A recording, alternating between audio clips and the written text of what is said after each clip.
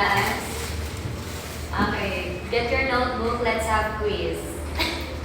Hey, it's me, Bads Veron. It's another day, another ka-vlog-vlogan.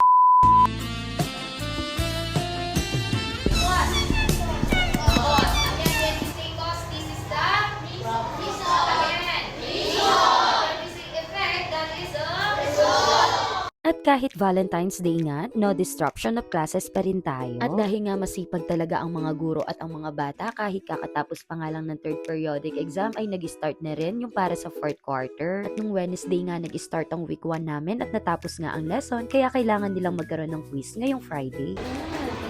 Ano tunog ng dalawa ako?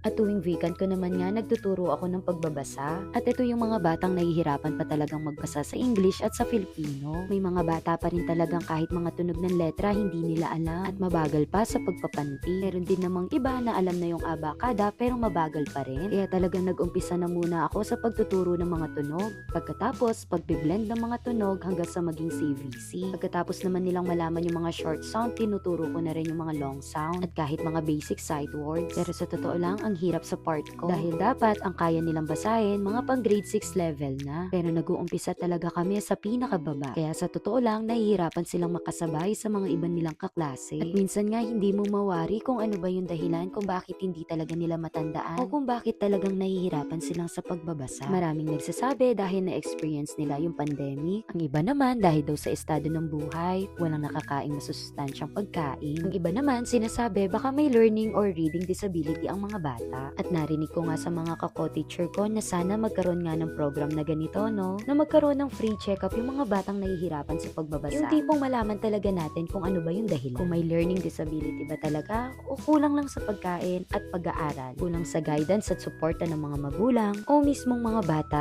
tinatamad mag-aral. At alam nyo ba, minsan nakakaramdam ako ng guilt. Dahil sa totoo lang, minsan hindi rin ako consistent sa pagtuturo sa kanila. Lalo na hindi naman natin hawak yung mga ginagawa sa school. At may mga kailangan din tapusin ng mga paperwork, mag-record ng scores, gumawa ng lesson plan at PowerPoint. At sa totoo lang, common na yung mga ginagawang yon. Pero sa totoo lang, hindi natin nahawak yung araw-araw na pangyayari sa buhay natin. Lalo na sa loob ng paaralan. At kahit sino naman, ayaw naman sigurong may mga pasaway na bata. At minsan nga, sila pa yung umuubos ng vacant time ko at energy ko. Yung mga batang kulang sa atensyon at kailangan laging pagsabihan. Kaya ang nangyayari, kailangan silang kausapin yung mga guro at yung mga magulang nila. At sa totoo lang, dito talaga ako naiinis sa part na ito. Yung tipong, yung oras sanang maibibigay ko na ito sa mga batang hindi pa marunong magbasa, kundi nabibigay sa mga batang pasaway. O diba, ang ganda ng Valentine's Day vlog ko? Dito ako naglabas ng hinanakit. Char!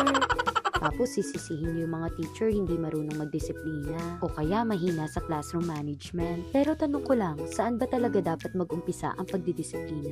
Sa school o sa bahay? Dahil sa totoo lang, hindi naman talaga ako napapagod sa pagtuturo at kahit sa lahat ng mga section na pinapasukan ko. At yun yung kinaganda kapag nakapag-impose ka ng rules and regulations. At kailangan consistent tayo sa mga sinasabi natin o ginagawa. Pero sasabihin ko sa inyo ha, in reality naman talaga, hindi naman natin maiiwasan na hindi mag-ingay ang mga bata. May mga panahon na hayaan natin silang magsalita, basta huwag lang sobrang ingay. At syempre, may mga oras talaga na kailangan talaga nilang manahimik. Kung nakikita nyo nga ako sa SOCMED na nakangiti pero sa totoo lang sa loob ng classroom hindi po masyado. Dahil sa totoo lang mas dominant pa yung pagiging traditional teacher ko. At syempre, aminado din po ako na bilang isang baguhang guro, napakarami ko pang dapat alamin na dapat malaman. And I hope hindi ako makaramdam ng pressure o anumang high expectations. Dahil sa totoo lang, pinag-aaralan ko ang lahat. May mga flaws at may mga pagkukulang pa rin ako pero alam ko sa sarili ko kahit papano ginagawa ko yung best ko at ang alam ko. At eto na nga, pag-usapan na nga natin yung Valentine's Day. At hindi ko nga ina-expect na maraming magbibigay sa aking mga estudyante. Alam mo yung tipong mukha akong masungit at stricta sa kanila pero na-appreciate pa rin nila ako. Nakakatuwa nga kahit Valentine's nga ay rugo, menermon ko pa, aldoldon grade 6 Earth.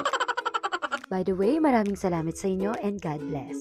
At syempre, papahuliwari si Sir Neil. May mga nagtatanong nga na classmate namin dati and yes po, kasama ko siya sa school. And dito rin po siya nagtuturo ngayon. para sa mga kabataang babae, lalo na sa mga teenager at kahit nga para sa mga grade 5 or grade 6. Anak, huwag kayong maiinggit sa mga ibang babae na nakakatanggap ng mga bulaklak o ng mga tsokolate o letterman. Hindi ibig sabihin nun hindi ka maganda or hindi ka ina-appreciate. Tandaan mo, sa tamang panahon, sa tamang edad. At huwag ka rin pupunta sa punto na ikaw ang maghahabol at maghahanap ng atensyon. Mas maganda, habang bata ka pa, mag-focus ka sa pag-aaral mo, magpakabuti at gamitin ka ni Lord. Dahil kapag inuna mo si God, ibibigay niya sa'yo ang lahat ng gusto mo sa tamang panahon. Mahalin mo muna yung sarili mo. Gaya ng pagmamahal ni Lord sa'yo, you are worthy enough. Maraming nagmamahal sa'yo.